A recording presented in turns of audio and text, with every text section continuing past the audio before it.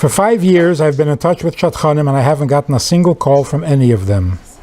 You think the Shadchan system needs to change? What do you think about Shabbatons or meetings for groups of boys and girls?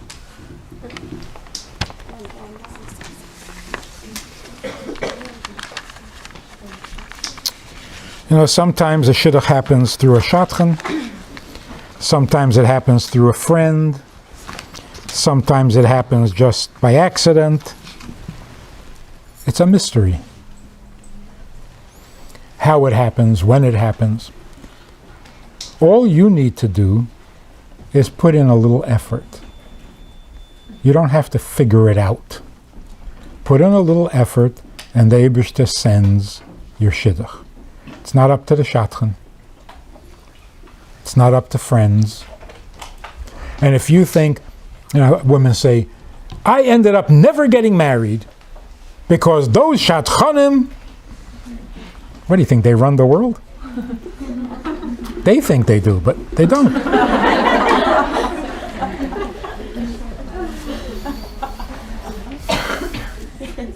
You ever say, behave yourself or you'll never get a Shidduch?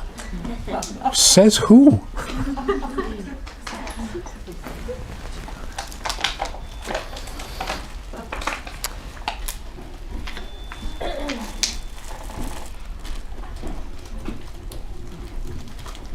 You have to believe, because it's true, you have to believe that every Shidduch is a miracle. The souls that need to find each other in this big wide world find each other. It's a miracle. Shadchanim don't do miracles. Their job is not to perform miracles. Their job is to lie to you.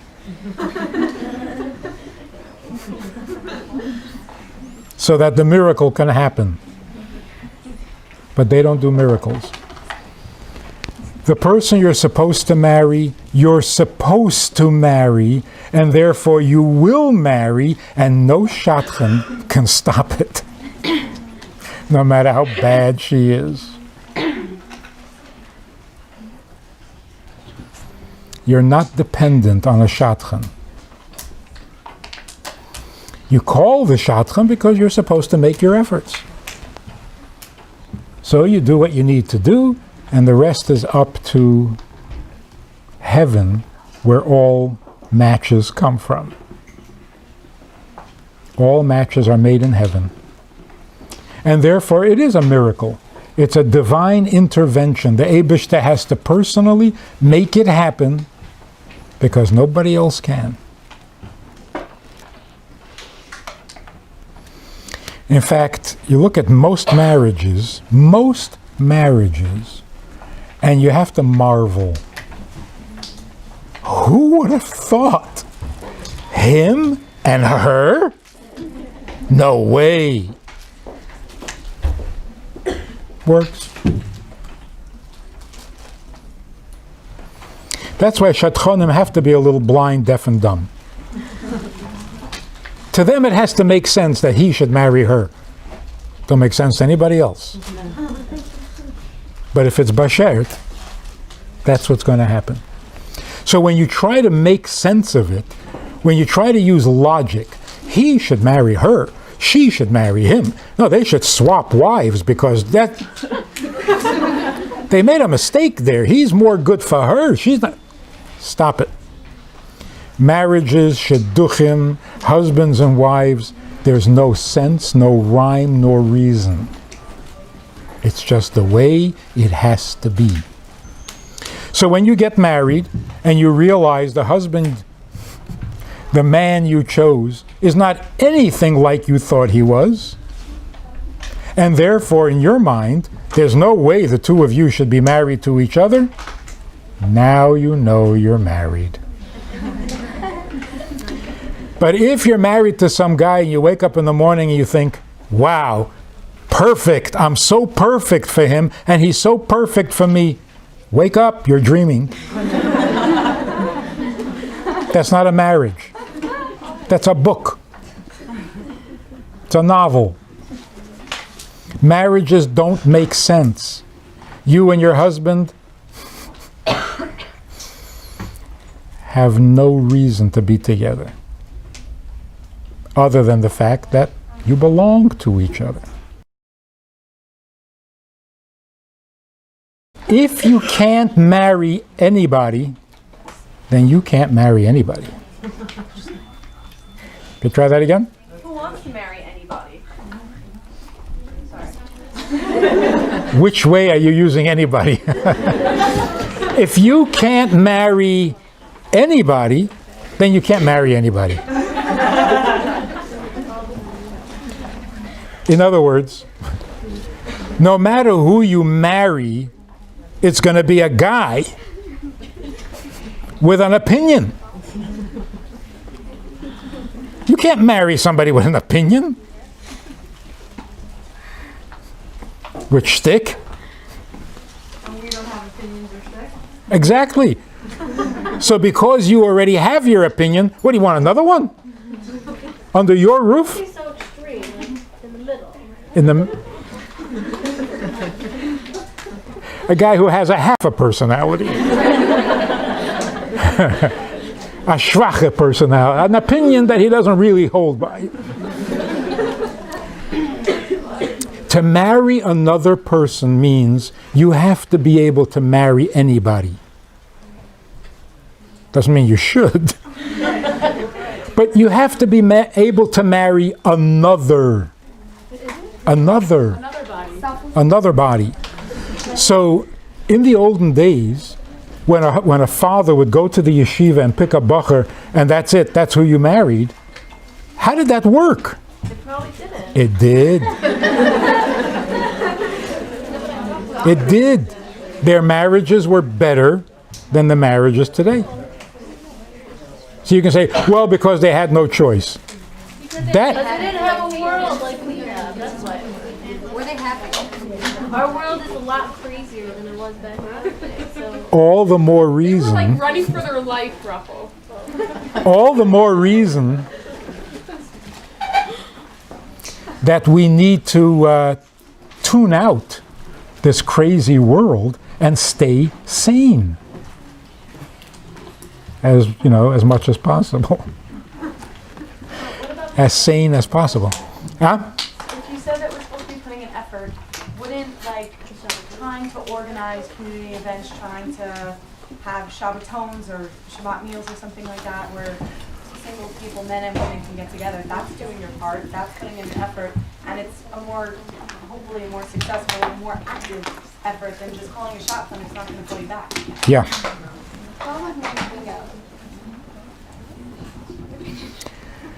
What if he has the same weight? The danger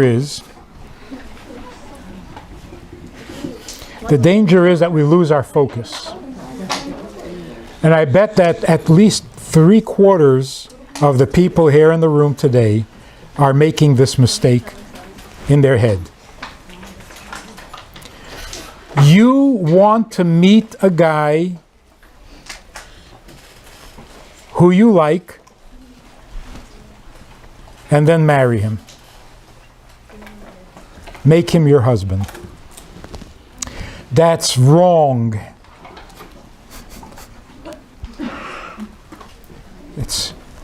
That's assimilated thinking. It's not Jewish, and it doesn't work. You can't find a man and make him your husband. Men don't make good husbands.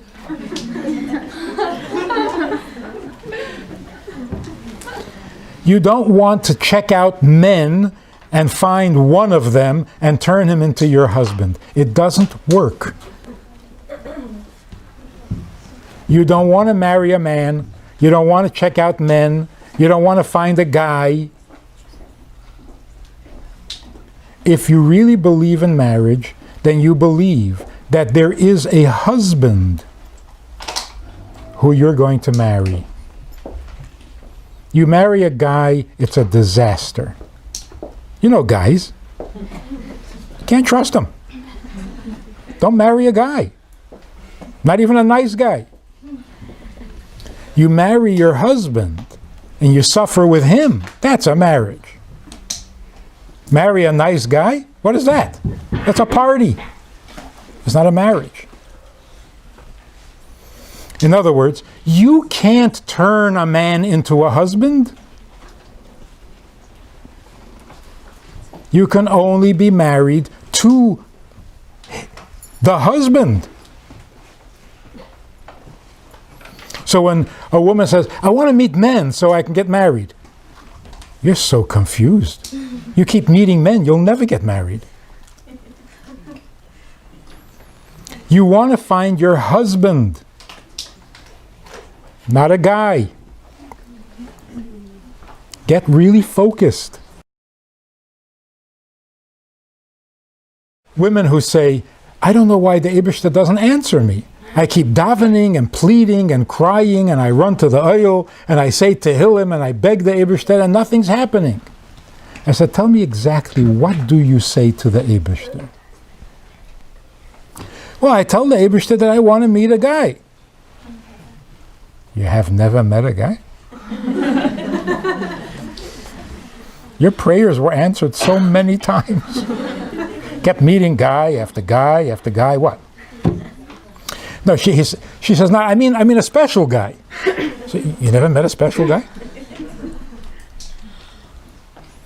She says, I mean the one for me. I said, so why don't you say so? Tell the Eibishter, not I want to meet a guy. That's not what you want. Not even a special guy. You met plenty of special guys. They're married. Doesn't do you any good. You don't want to meet guys, you don't want to meet special guys, you want to meet the perfect guy. You want to meet no!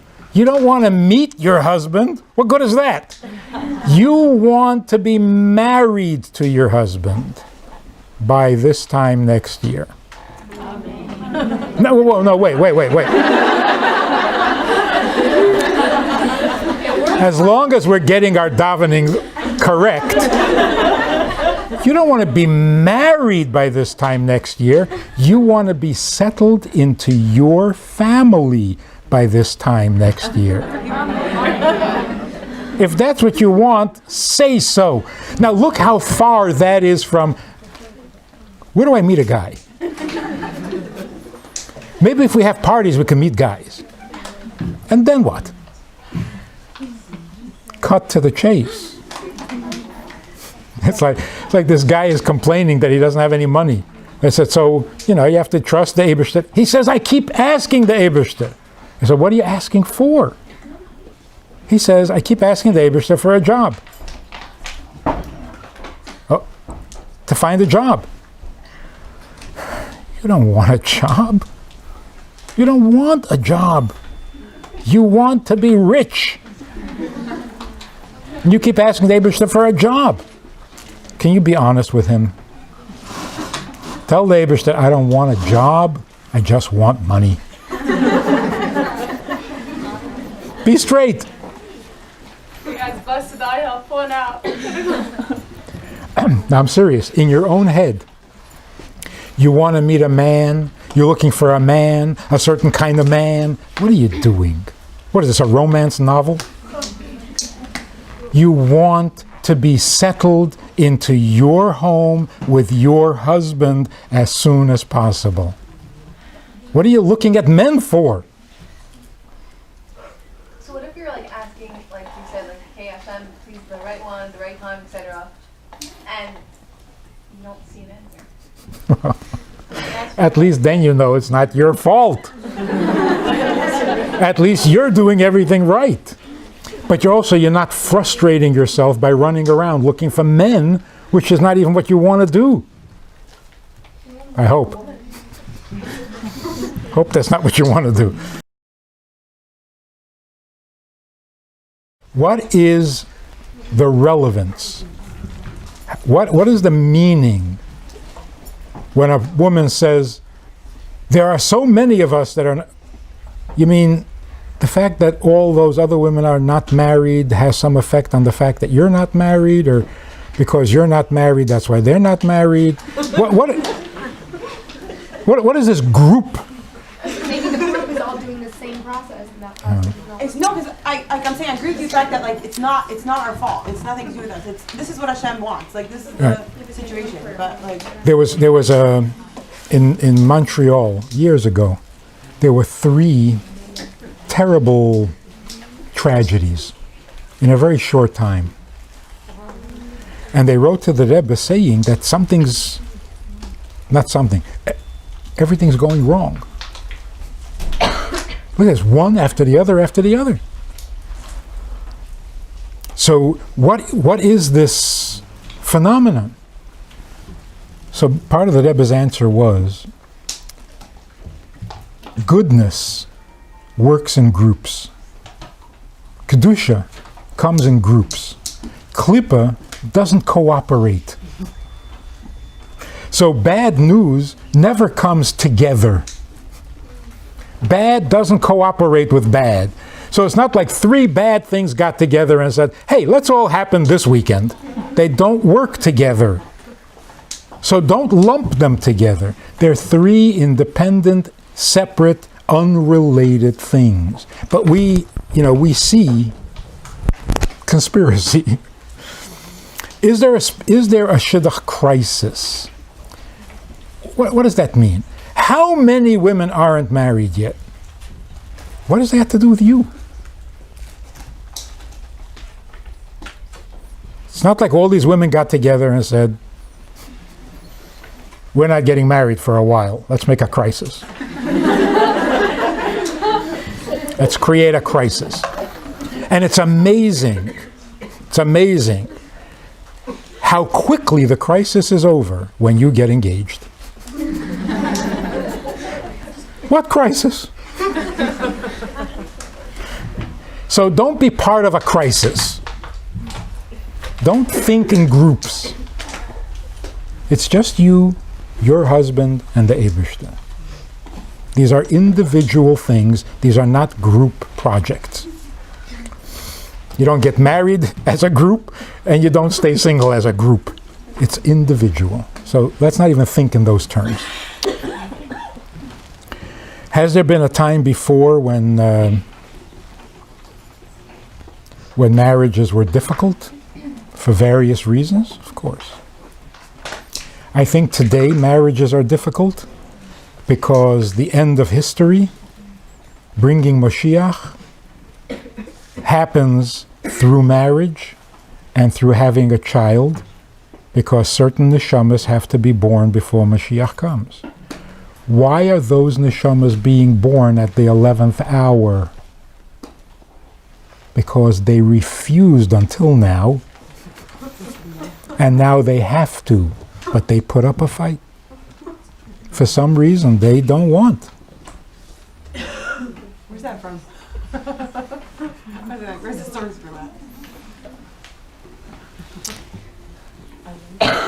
The last neshamas that need to be born are the most challenging, which is why they're last. So there are difficulties in labor, difficulties in delivery, difficulties in getting pregnant. Used to be a lot easier. But these neshamas, they put up a fight. And so the shidduch that leads to those neshamas is also putting up a little resistance and fight. But of course, Mashiach is coming, so they are going to get born, which means you do have to get married, which means it will happen. It's just a bit of an uphill effort. Don't marry a man. Don't even think of men. It's not nice. And men shouldn't be thinking of women. It's not nice, not kosher. A marriage is made up of a husband and wife, not a man and a woman.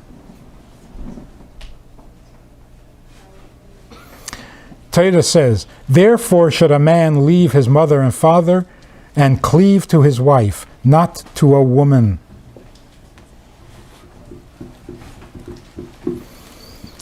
If he is your husband, how long do you think he can hide from you? If you are his wife, how long do you think you can go on like this? You've got to come together. A husband and wife. And so it will happen. But stay focused. You want to make a list of what you would like in your husband? Make a list. Don't take it too seriously. The Shadchan isn't cooperating? Call another Shadchan. It's not up to them. The question is only, your husband will come to you either through this Shadchan, that Shadchan, or without a Shadchan. I was reading these statistics from Litvish magazine, and there are a certain amount of women that will go through life unmarried. Yeah, Well, they always have been. so what you're saying, your husband will come to you. Well, God forbid, that might be, one You're not on saying that. too. You're not on that list. Well, well, I checked the list. I checked the list. You're not. statistics, you know? What? Oh, are you on it? You know what sanity means? You know what sane thinking means? Sane thinking means I'm probably typical. As soon as you start thinking, no, I must be on that weird list.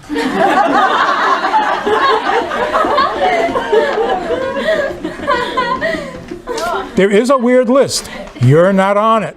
I know, maybe not me, but in general, I mean, people are on it. So the whole waiting for their husband is pointless. She's saying, what do you tell those people? And you don't know who those people will be. There's this comedian who's really weird, which is perfect. He says, I just read that 4 out of 5 people suffer from indigestion. The others like it? 4 out of 5 suffer from indigestion. The rest like it. Don't go by statistics. But how can you explain that there are people that never get married? I don't know. I mean, how can you say that to people in their late 30s or 40s? They're still waiting for their husband. And they'll find them. Now, if they're in their 60s, okay.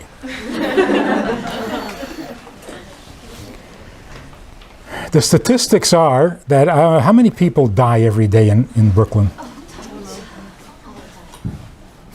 So, what are my chances? Oh, I don't live in Brooklyn, so I'm okay. You don't go by statistics. There are people who die. Fine. If that's what they want to do, let them. I'm not into that. So yes, it's bashert for certain people not to get married. Why would I think I'm on that list? Think normal. I'm typical. I'm part of the majority. I'm not on some strange list. Not that the list isn't real. It's just not for me. There are women who nebuch don't have children for a while. And you hear the same thing from them. Not everybody has children. I know there are childless couples. What'd you put yourself on that list for? Don't go there. Who you're going to marry is really an irrelevant question because it's already been decided. Too late. Yeah, but is he going to be? Whatever he's going to be, he already is. Too late. So, but I don't want. Too late. But can I? No. But what if I'm sorry. Too late. You're going to end up with your husband. Sorry. I'm really sorry, but that's what's going to happen.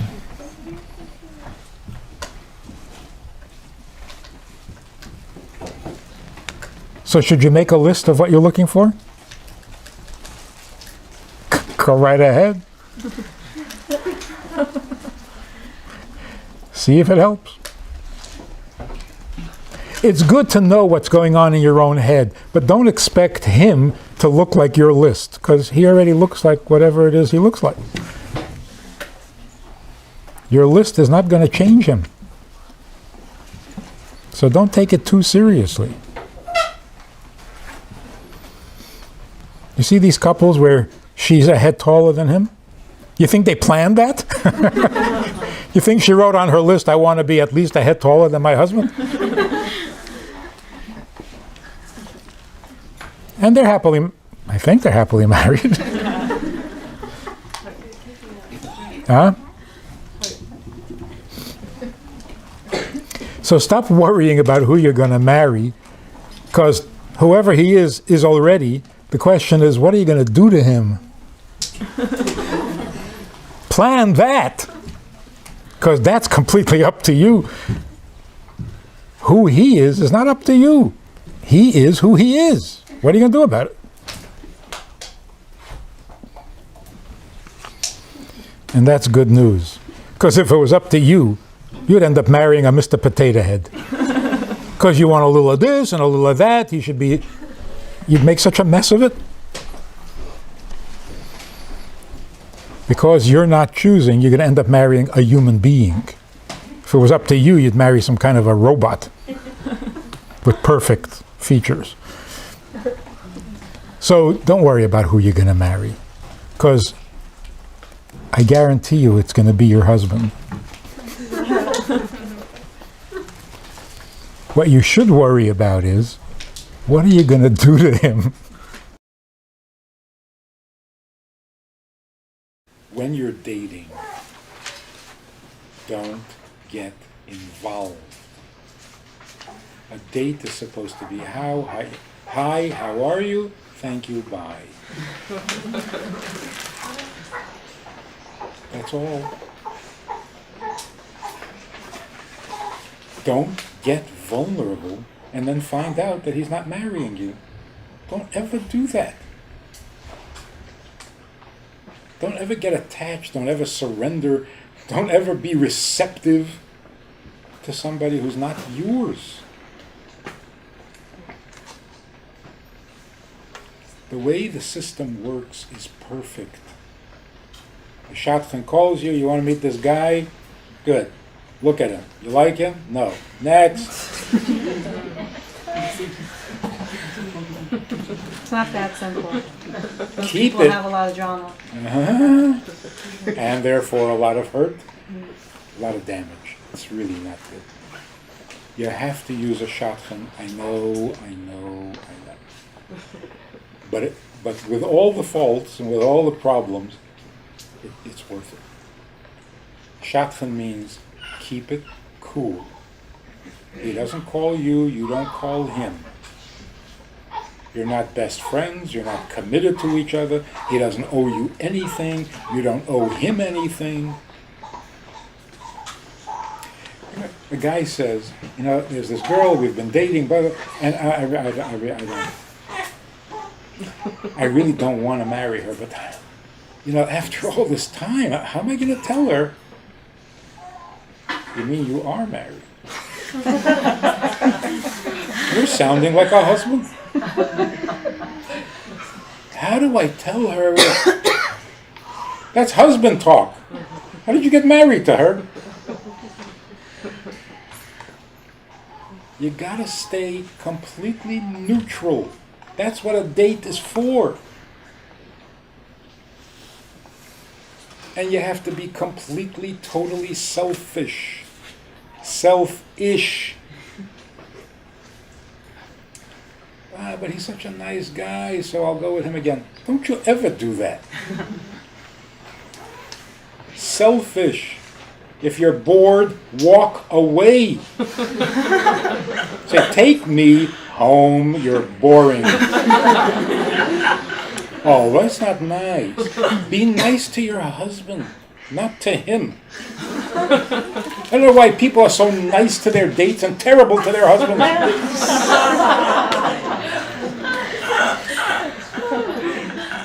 You would never say to your date what you say to your husband. What are you get that all twisted and backwards.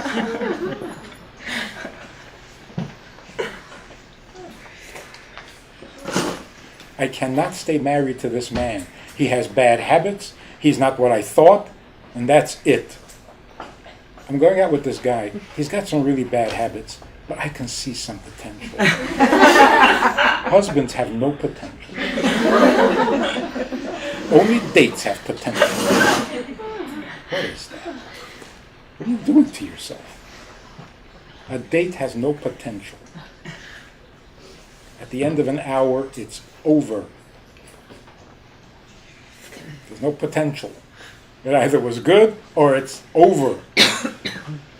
And you have to be completely selfish. I don't mean cruel and nasty. I mean selfish. I'm here to check you out. Not to do you favors. Not to be nice to you. I'm here to check you out, and I don't like what I see, so take me home. Oh, is that cruel? It's cruel if you tell them what you don't like. Don't ever do that. Just say, not for me. Don't give them a list of complaints. You have bad breath, you have bad habits. Don't destroy them, just make them take you home. So follow the system. It works. Nobody gets hurt. And more likely to get married. Then when you're married, you'll realize what an idiot he is, but there's potential.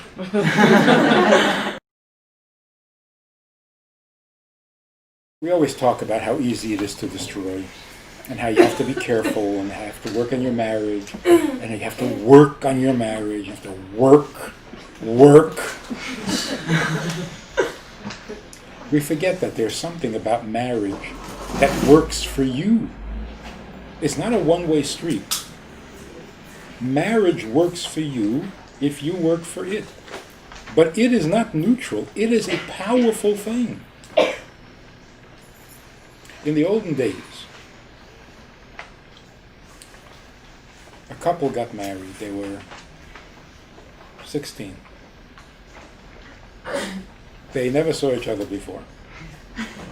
Their parents promised them to each other when they were 4. And they were happily married. Not everybody? Of course not everybody. But they were happily married. How did that work? How did that work? It worked because they had a healthy respect for marriage. Marriage is not what you make of it. I hate that expression. Marriage is awesome before you touch it. You're doing something awesome. It's not just, I promise to be nice, you promise to be nice, okay, I trust you. It's much more powerful than that. Marriage helps you be married because it is awesome. It's holy, it's forever, it's transformative. You become a wife, whether you like it or not. So there's something very powerful happening to you, while at the same time you're supposed to make your marriage. But to reduce marriage to a project that you can make, no. It's much, much bigger than that. Does it take work? Yes, it takes some work. But it is already awesome. And we forget. So in those days when the sanctity of it, the holiness of it, the permanence of it was so real, you didn't have to work so hard. If there's nothing sacred about it, nothing holy about it, nothing powerful about it, you have to create the whole thing, well, that's a lot of work. Too much work. So when you go out with a guy You got to determine what is his attitude towards marriage, not what is his attitude towards you.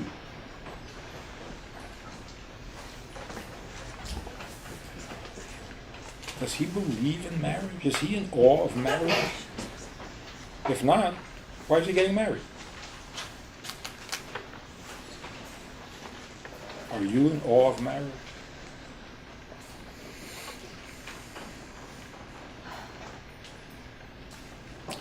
Do you believe that you should be married, whether you're in the mood or not? Is that what we're supposed to be? Is that the only right way to be? If you don't believe that, don't do it. Don't make a lifelong, permanent commitment to something you don't believe in. With anybody. Does that make sense? The thing is, people change. Like, at one point someone could think that's the only way, and then, it could happen. Could happen. Could also happen that people change. He used to be a nice guy, now he's not a nice guy. Right. So what'd you marry him for? Because he's a nice guy? You know that's going to change. It's more likely that his attitude to marriage will stay the same than his mood will stay the same. You know his moods are getting changed. If getting married is you being one half of the neshama and she is the other half, is there a possibility of love at first sight, or do you have to get to know her? Depends who her is. Some people are easier to love, and some people you have to work on it. It is very possible that you have love at first sight with the woman that you're going to marry. It is also very possible you have love at first sight with a woman who you better not marry. So if you fall in love at first sight, be careful. This may be your wife, or it may be the end of your life.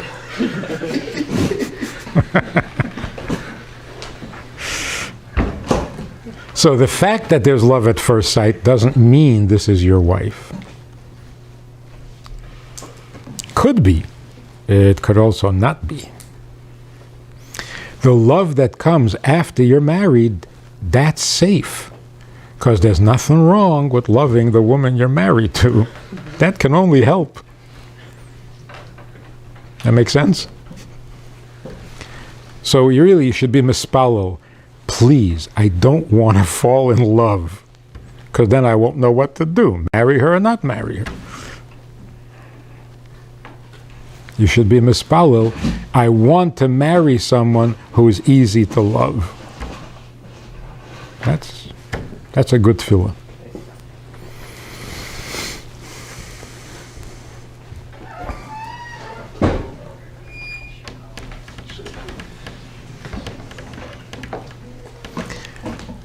Here's another big mistake concerning older bachurim. I mean, old.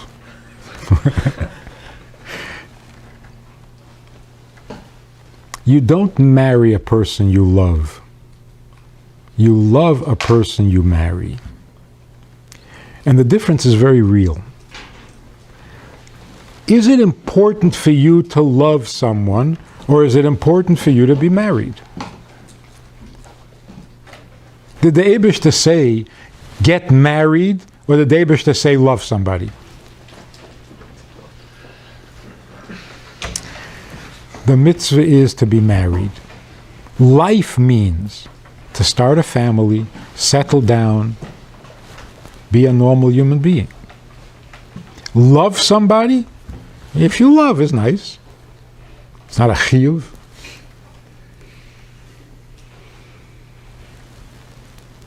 We've turned it around. We got it into our head from the secular world that you get married if you love someone and want to spend the rest of your life with her. You never love anyone that much. That's a big lie. Nobody loves anybody that much that you want to spend the rest of your life with her. If you believe that being married is the right way to live, if you feel that without marriage you're a half a person, if you're committed to doing what the Eibishter says and to have mitzvah of having children and to make a Jewish family and to have a Jewish home, then find somebody you can do it with. But what is the important thing? The important thing is you want to be a normal person, you want to be a complete person, you want to bring the next generation into this world, you want to teach your children right from wrong, and you can't do it by yourself because you don't know how to cook.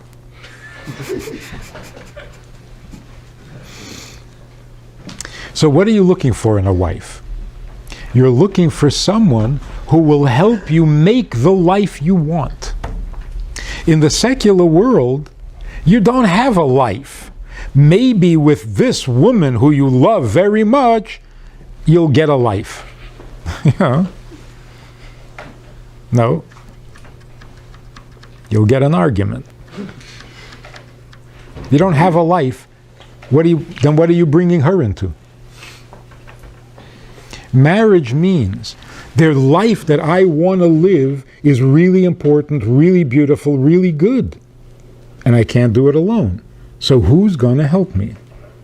Who can I do it with? But if you don't have a life worth living, you don't have any plan that is important and beautiful, and you ask someone to join you in what?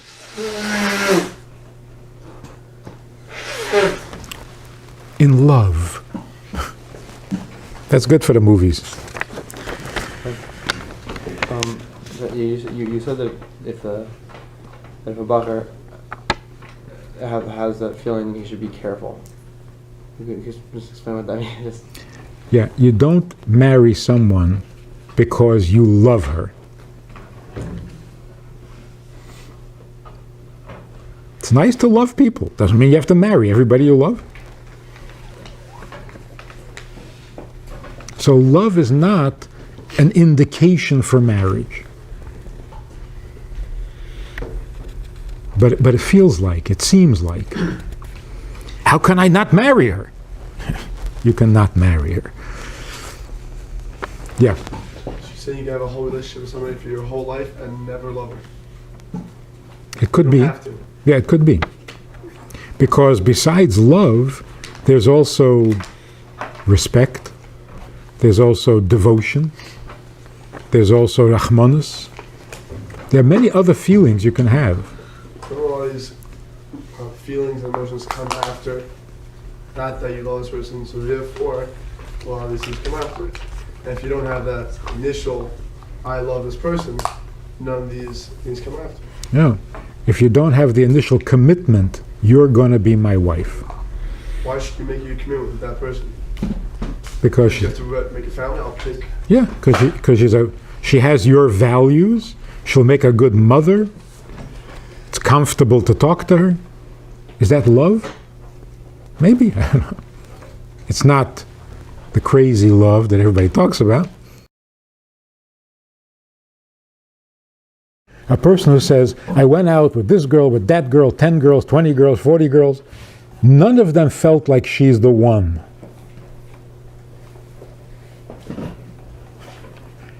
When the right one comes, you'll know she's the one?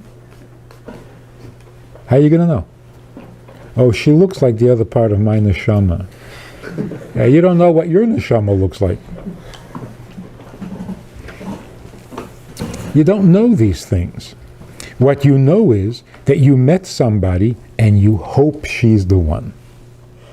That's all you need to know. The rest is up to the Eibishter. If she's the one, you'll end up married. If she's not the one, you won't end up married, even though you think that she would be the right one.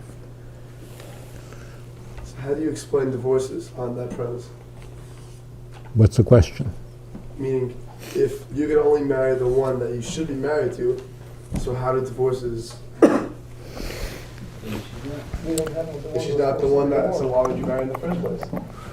Divorce is necessary because she is the one.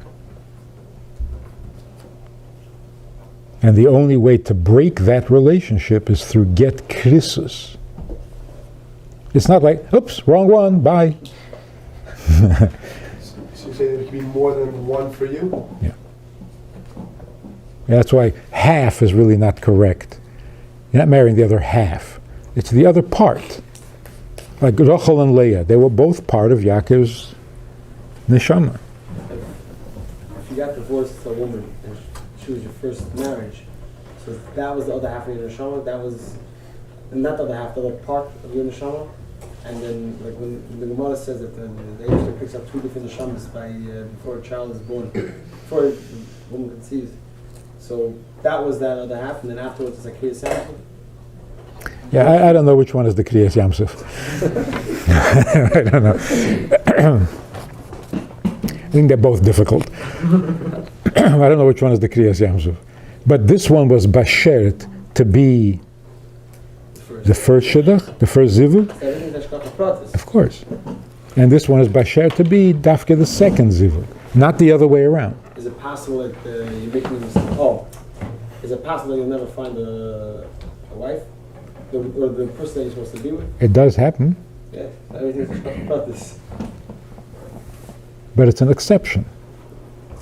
It's an exception. The rule is every person has another part of the neshama and they get together and they get married.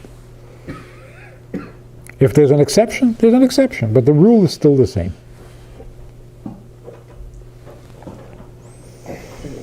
So what do you need to know when you're deciding to marry somebody? You need to know that you have hamshachas halev. You would like her to be the one. Secondly, to be the one for what? To be the one who you would bring into your life, and together your life will be successful. But if you don't have a life, what do you need a wife?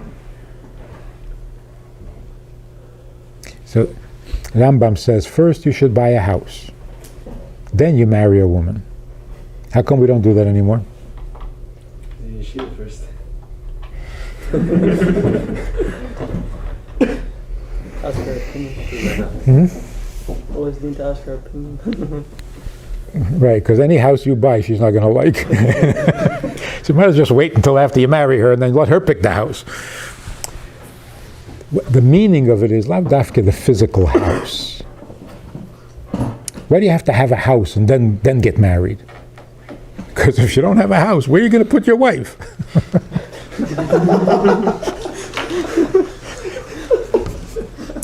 It's You also need a key, right?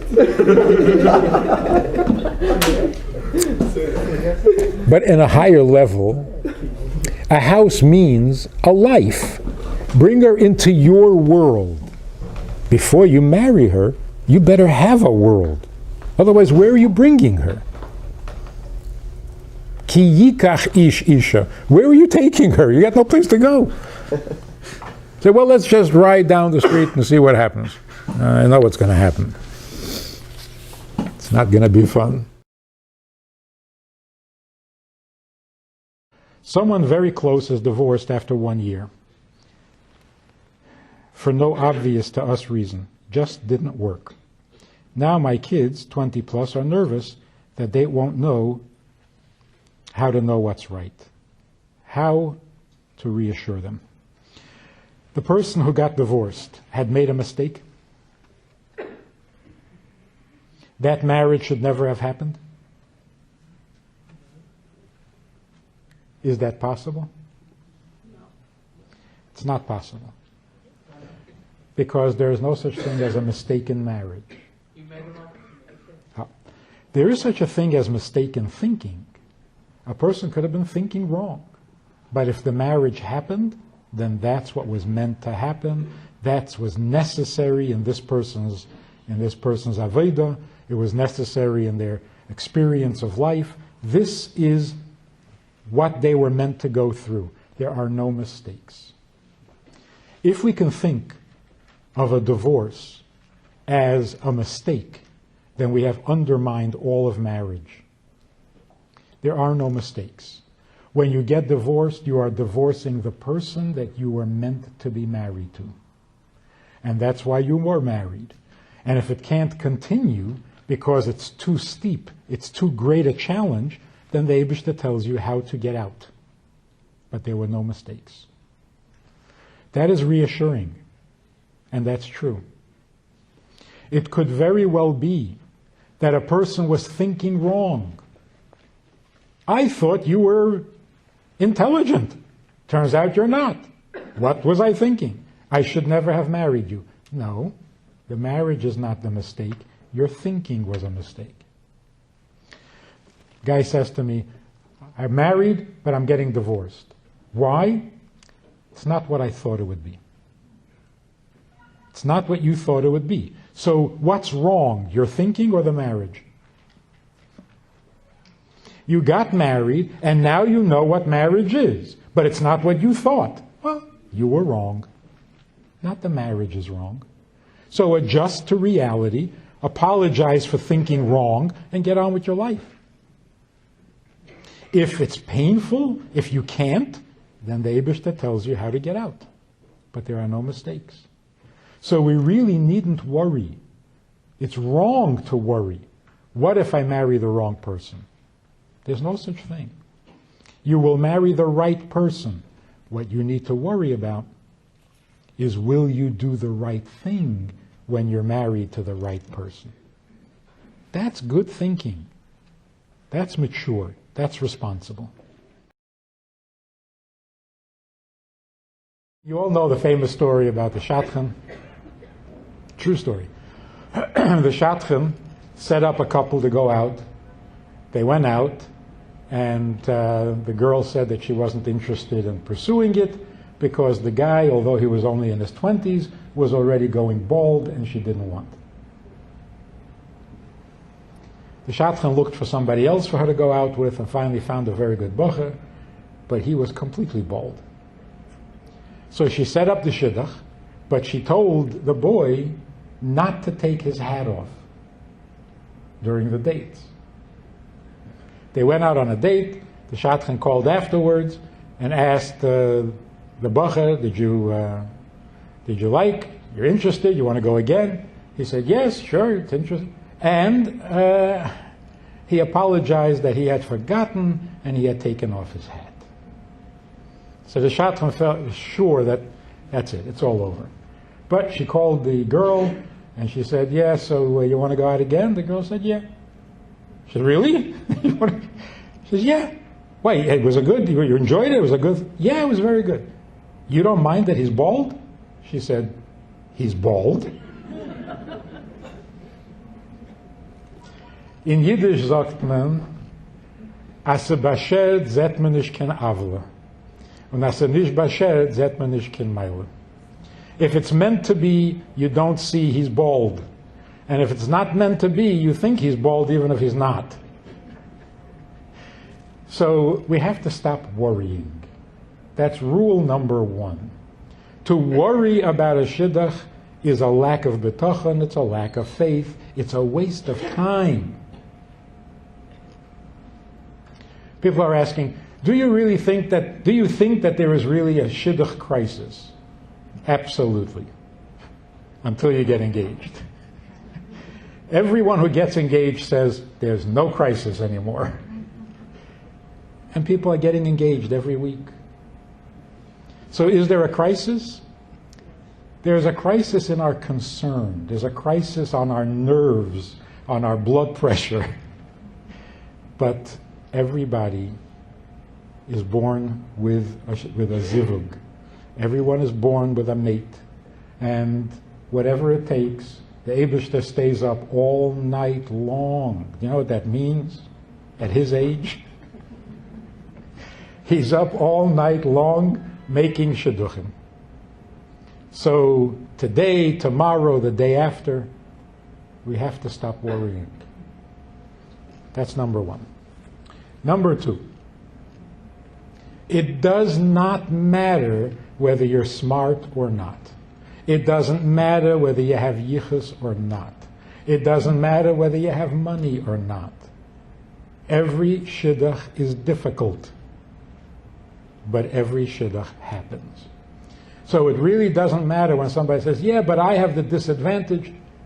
There are no more difficult or less difficult shidduchim. Every shidduch is kosher kekriyas yamsuf. Every shidduch God makes is equally difficult, like kriyas yamsuf. Not more, not less. So to say some people have it easier, some people have it harder, you're talking about the Eibishter. To him it's all the same. So why are we worried? Should we be worried? Do we need to be worried?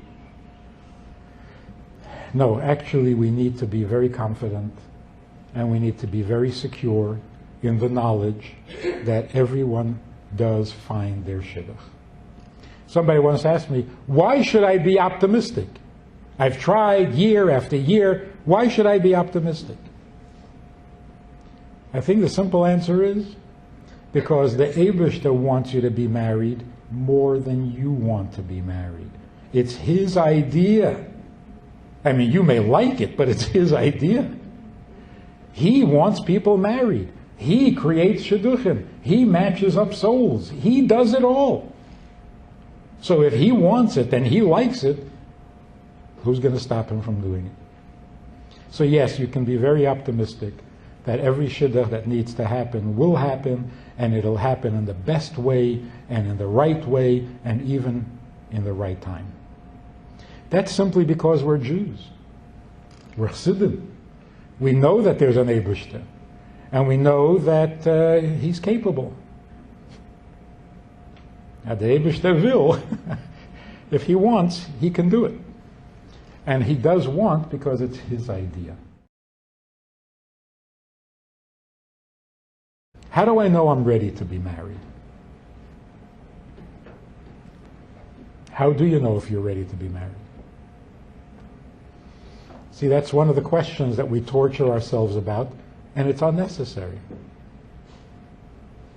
How do you know you're ready to be married? You're never ready. If you think you're ready, you're not ready. You're thinking of playing house. Marriage? You're never ready to be married.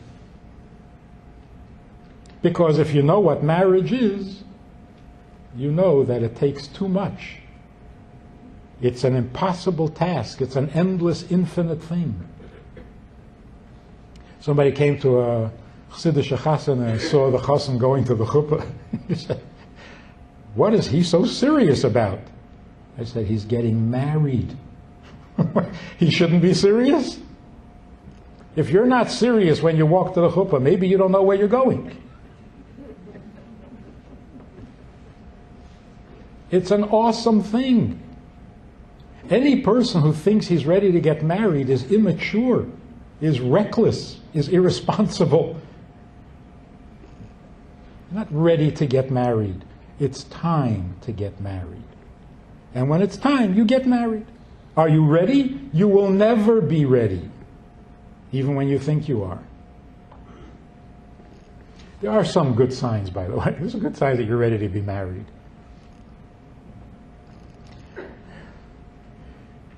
If you find that talking about yourself has become boring, it's time to get married.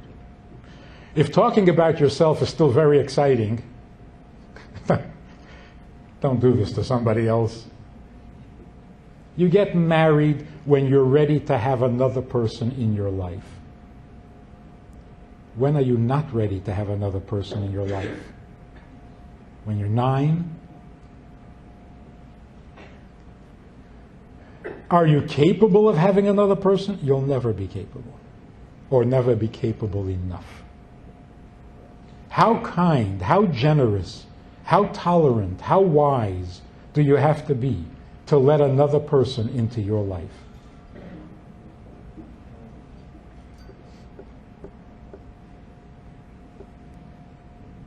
It's an impossible thing. We do it because if you're supposed to do it, you do it. It's the same as with everything in Yiddishkeit. You are going to serve Hashem.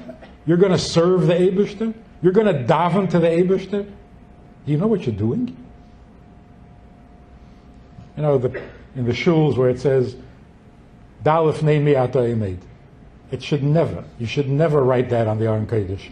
Because anybody who reads that and thinks about it will not be able to daven. Dalef Neimi Ata Emed, then I can't daven. It's a good thing that I don't know. Otherwise it would be way too intimidating. How could you think that you're going to stand there and speak to the Eibishter? But he tells you to do it, so you do it. Are you good at it? Who thinks like that?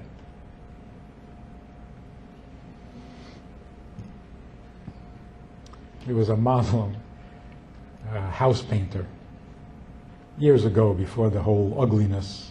He was painting a house in Williamsburg, and he got into a conversation with the owner of the house. He says, we're both religious, we're both very orthodox. I know why I'm doing it. I know what I'm going to get when I come to heaven. I don't understand why you do it. I've asked religious Jews why they do it, and they say because when they die they'll sit next to God. What kind of fun is that? Sitting next to God? That's horrible.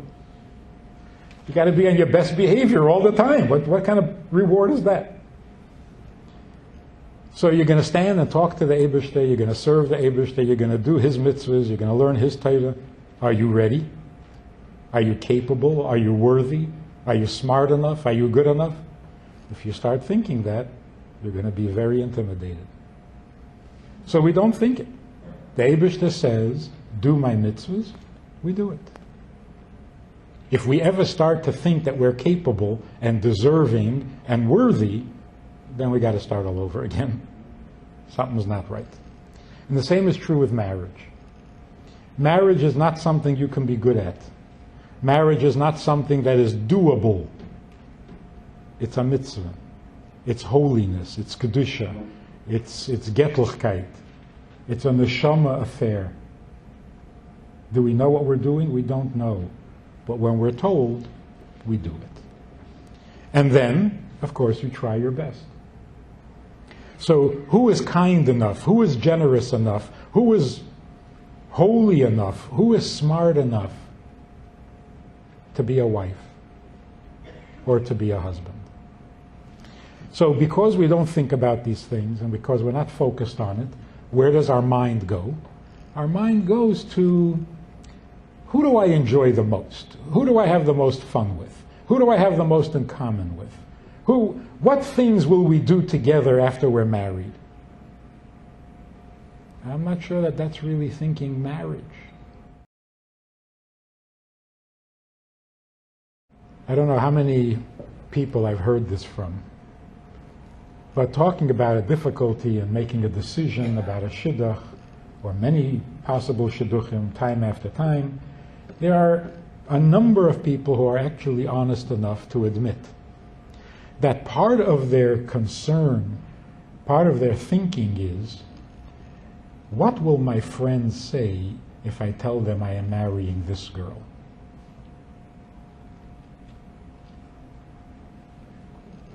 See, if you're thinking you're marrying a girl, it creates many problems. If a girl thinks she's marrying a bacher, it creates many problems. Because he's a very good bacher, by marrying him you ruin it. Because then he's not a bacher anymore. If you're thinking of marrying a girl, many considerations come into play that don't belong in marriage. You see, you have a chavrusa, you have a group of bacherim, 5 or 6 bacherim. They're all at the marriageable age, they're all going to go out, they're all going to get married, and then they're all going to compare their wives.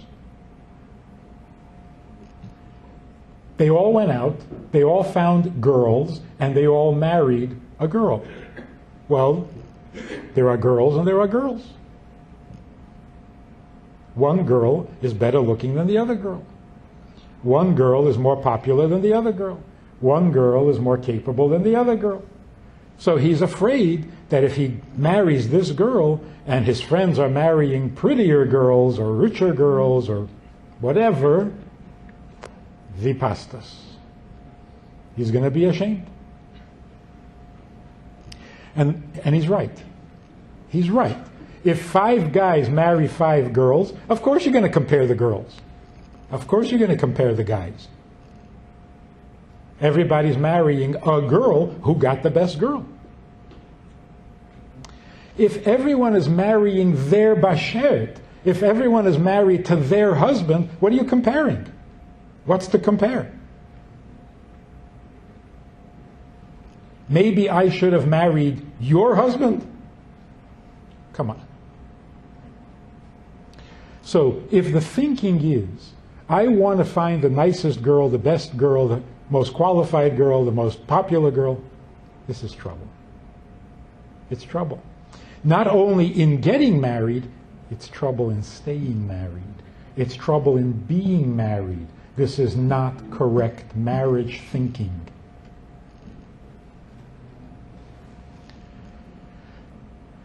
So, with non-frum people, I suggest to them, they say they're trying to get married for years, they've been going out, they're looking, they're going, and they can't. I suggest a very simple thing. Tell me when you want to be married. Give me a date. A reasonable date. You say you want to be married. You're desperate to be married. So what? You want to be married in 3 months? Is that reasonable? Can you get a caterer in 3 months? Okay, 4 months.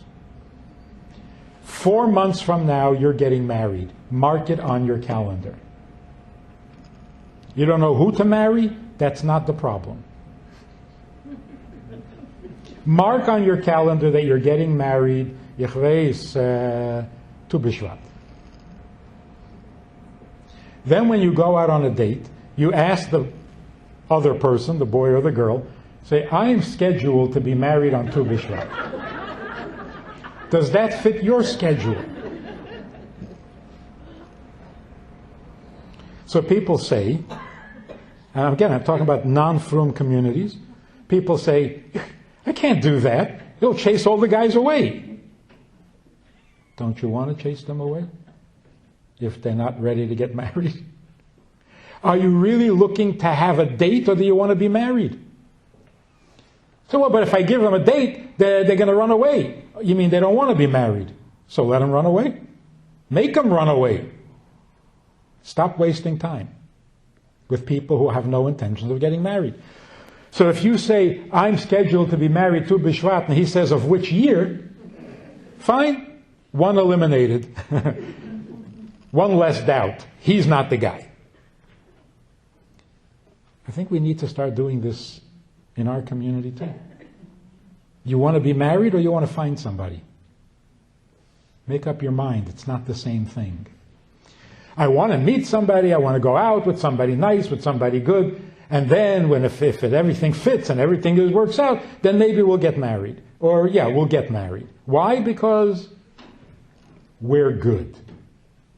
No. You get married because marriage is good. So if somebody says, I'm not so excited about getting married, but I met somebody so special, I'm going to marry him. Or her. That's a terrible idea. It's a terrible idea. Because you may think they're wonderful and magnificent now, but nobody is so wonderful and so magnificent that you can live with them for more than a week. Nobody. So if the only reason you're marrying me is because I'm magnificent, that's not fair. You can't do that to me. I can't be magnificent every day. So what's going to happen? 2 weeks later, 3 weeks later, a year later, the marriage never justified itself. You never really wanted to be married. You thought the person you're marrying is magnificent. He's just human. Teig nicht. There's a crisis in the marriage. This is not the way to get married. Marriage has to be the objective, the goal, the purpose, the ideal. And it's true in nature also. Every little girl wants to be married when she's 9 years old. Who is she going to marry? Not a boy.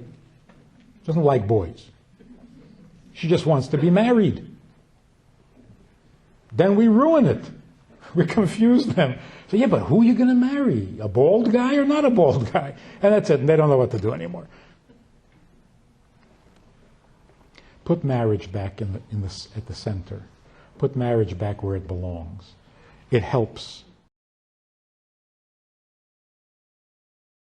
Bachrim go out, girls go out, once, twice, with one person, a second person, a fourth person, a 10th person.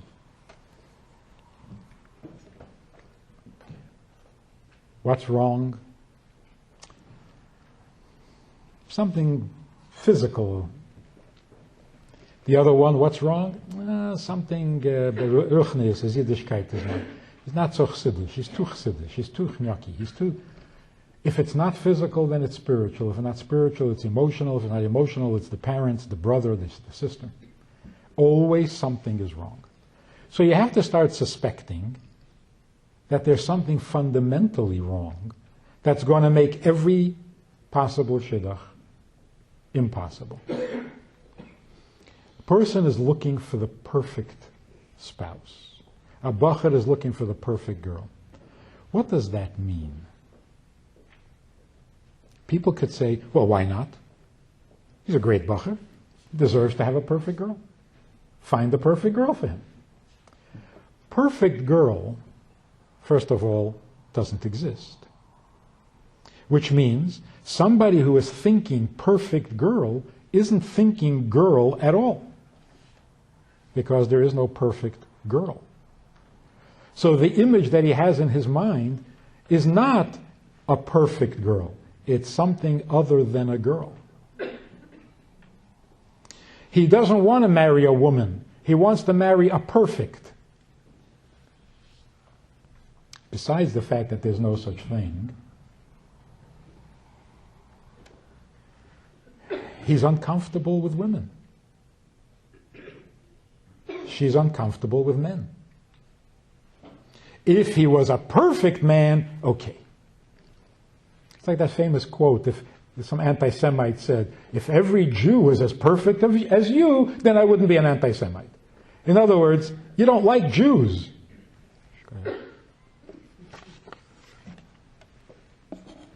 You don't like Jews. You like some creature that is perfect. And then it doesn't matter if he's Jewish. That's an anti-Semite. It's not surprising, Bachrim, particularly Edel Bachrim, are not comfortable with girls. There was some Chassidish Yid was told by his mashpia that it's time to think of tachlis, and he should go to a certain place, and there he'll meet his shidduch. He comes running back. He says, "She's a girl." We're not comfortable. We're taught not to be comfortable. So if you think she's a girl, how are you going to be comfortable? How can you marry a girl? You're told all your life you shouldn't look at girls, you shouldn't think of girls, you shouldn't talk to a girl. A wife, that's a different story. So it would save us a lot of agmas nefesh. And I'm not saying that this is why we're not getting married or that this will help us get married. It will help us marry correctly. And that's what we really need to prepare. Get it right, and then the right person will come along. People are always telling me that they read someplace or heard somewhere that there are 7 bashertes, 7 zivugim, and I have no idea what that means. A zivug means you marry the person you're supposed to marry. That person is one of 7. Well, one of 7, one of 12. What's the difference? Doesn't matter how many possibilities there are, you're going to end up with one of them, and that's going to be the right one. So what is all this confusion here? Also, there's the thing that if you don't behave yourself, you're going to lose your shidduch.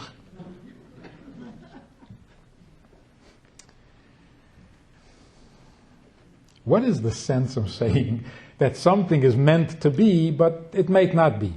So what did you just say? Something is meant to be. Oh, you didn't, fine, so it's not going to be. This is nonsense. If something is meant to be, then it's going to be. How can you lose your Shidduch? You can't lose your Shidduch. You can't. I was speaking someplace. What did the Gemara say about if it's your Shidduch, how can someone take it away from you? I think, I don't know, you have to look it up and see what the Mefarshim say, or what the Rebbe says.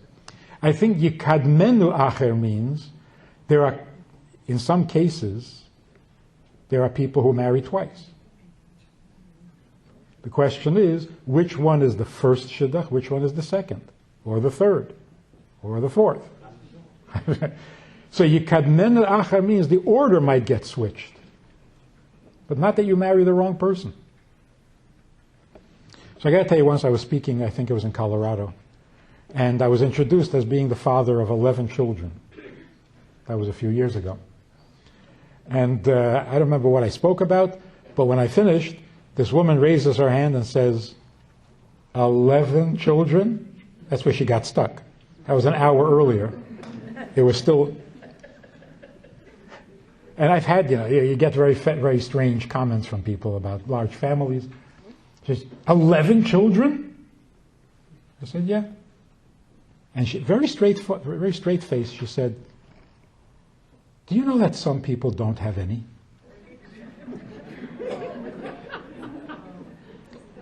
And I got to tell you that for a moment, I felt really guilty.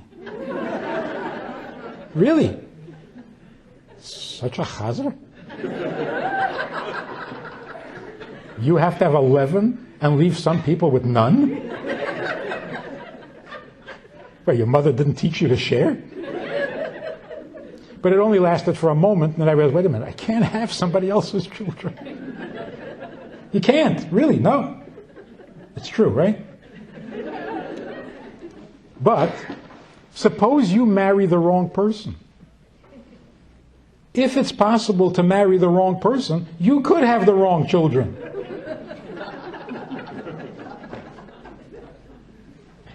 And that wouldn't be nice. What if your child says she's not ready yet, but she's old enough and mature and capable? Old enough, mature, and capable, then she gets to say when she's ready.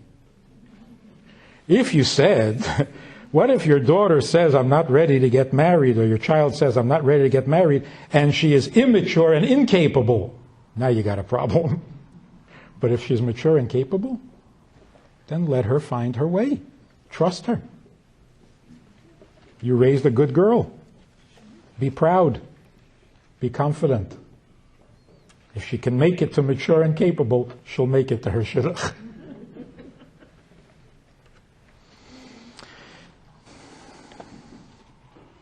How do people go from being boy-girl to husband-wife? Okay, now we're talking. What is a good reason to stop going out with someone? Oh, I can think of a few. Well, this is an easy question. If you don't think about how well you're doing something, then how can you ever change for the better? What if your example of marriage that you have from your parents is not good? Are you doomed for a horrible marriage? Okay, one thing at a time. The first thing, how do you go from being boy-girl to being husband-wife? The truth is, in our system, you're never really boy-girl. Even when you're dating, it's maybe husband-wife. That's the only reason you are dating. And that's why 8-hour dates, dating over a weekend, this is not advisable at all. Because then it does become boy-girl, and then you get confused, and then how do you become husband-wife?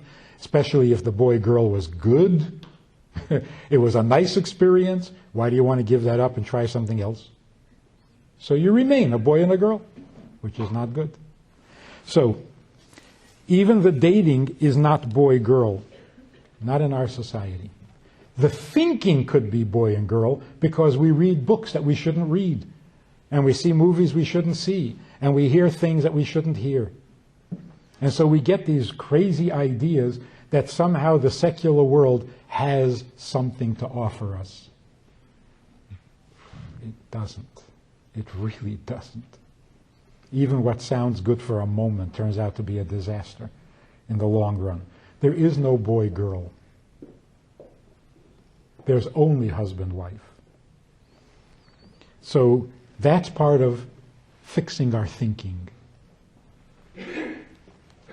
What is the goal, the good reason to stop going out with someone? You stop going out with someone if you don't plan to marry them. Is that a good reason? As soon as you know you're not going to marry them, you stop going out because there is no boy-girl stuff. How do you know you're not going to marry them?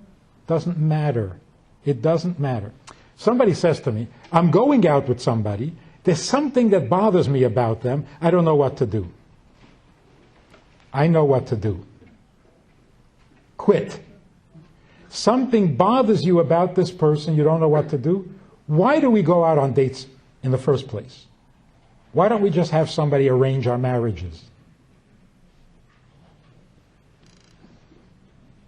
You go out on a date to see if anything bothers you. So now you found out something bothers you. Thank you very much.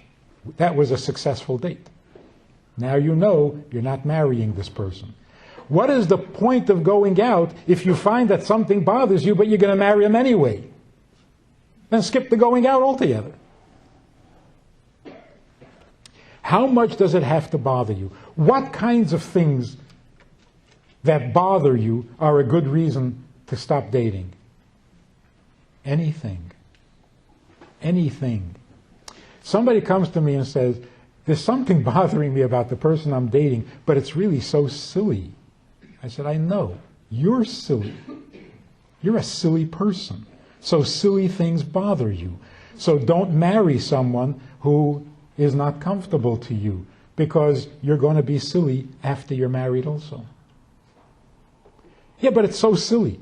Well, if you were not the person you were, then I would say, nah, don't pay attention.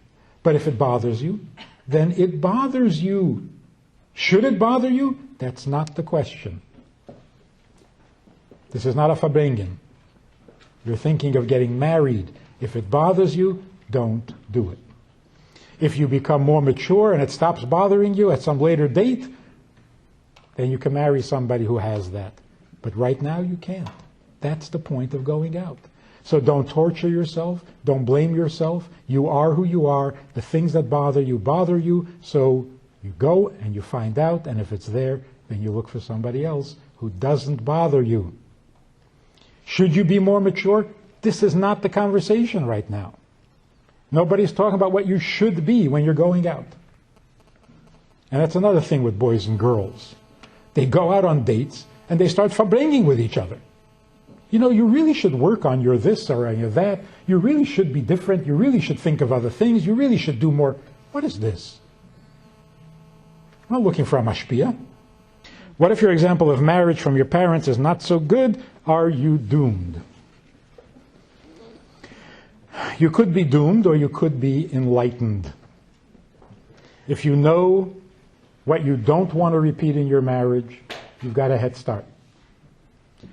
Is there any guarantee that you won't repeat it? No, there isn't. If you do repeat it and make all the mistakes your parents made, I'm warning you. You're going to have children just like you. Because your parents made these mistakes and you're the result, make the same mistakes and have a daughter like you. Or a son. That's not so terrible. So, imagine the question was worded differently. Am I doomed to have children like me? Yes. Im Yirtzeh Hashem. One of the worst things you can do to yourself is come home after the first date and think all night long, do I want to marry her or not? That's crazy. After the first date, all you have to decide is, could you spend another hour with her or not? Marry her? You can't decide that. First decide if you could tolerate her for another hour. If you would like to spend another hour. After the second date, ask yourself, would I spend another hour? After the fourth date, you can start thinking, could I spend a lot of hours? But the first date, already you want to... Come on, let me show you.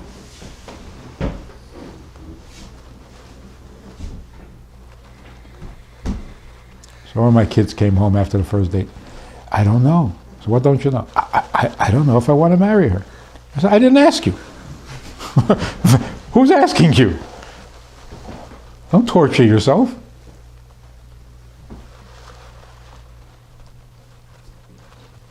Would you spend another $1.50 on her or not? That's all I'm asking.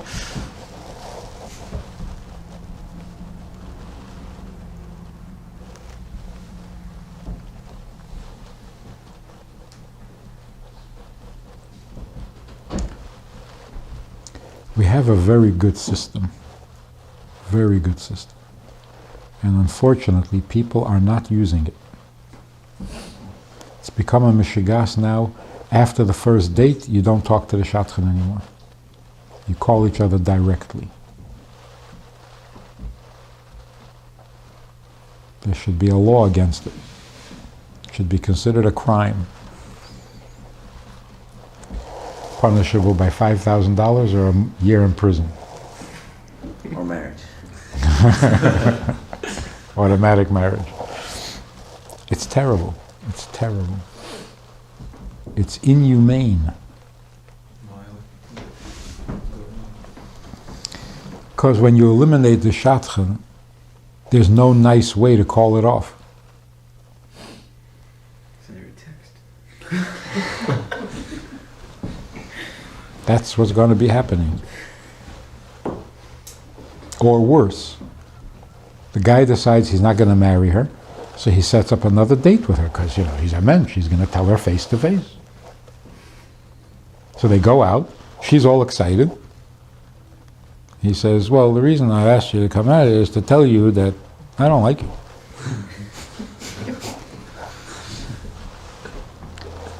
Naturally, she's going to say, what don't you like?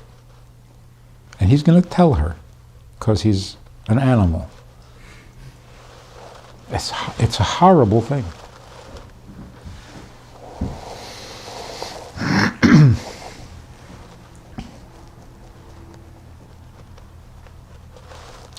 Heard from a number of girls that they stopped going out. They haven't dated in a year. Because at the last date, the guy told her why he doesn't want to marry her, and now she's got a complex and she can't go out. It's horrible. There are very, very good reasons for having a Shadchan. All the way through till then? As bad as they are. Nobody's saying they're good, but they're there for a reason. Yes, to the end.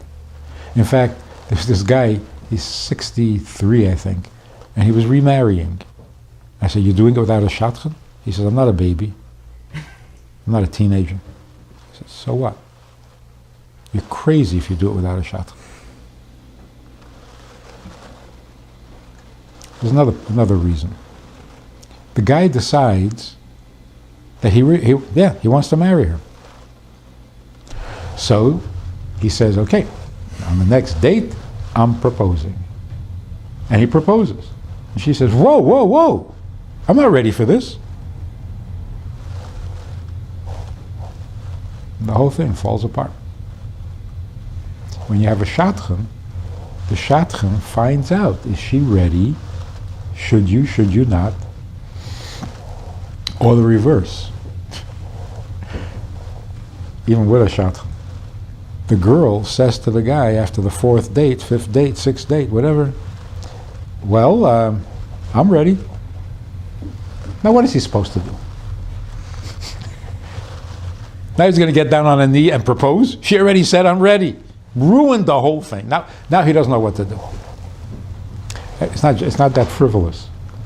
If she decides that she's ready before him, he feels completely inadequate. Inadequate. She decided before me. She knows what she wants. I don't know what I want. All of a sudden he's got a complex.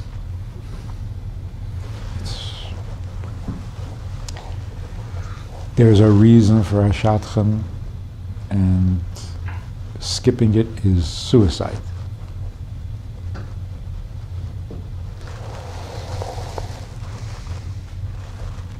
And there's another nasty thing. Guys go out, decide not to marry the girl, and they talk about her to all his friends. He says they're describing her, what she's good for, what she's not good for, who he thinks she could marry, who he thinks she shouldn't marry. This is criminal behavior.